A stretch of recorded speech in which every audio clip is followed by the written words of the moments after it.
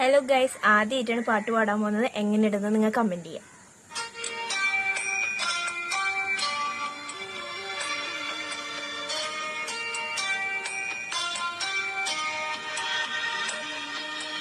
അമ്പലപ്പുഴை ഉണ്ണിക്കണ്ണനോടു നീ എന്തു പരിഭവം നല്ലയോടി വന്നുവോ? കൽവിളക്കുകൾ പാതി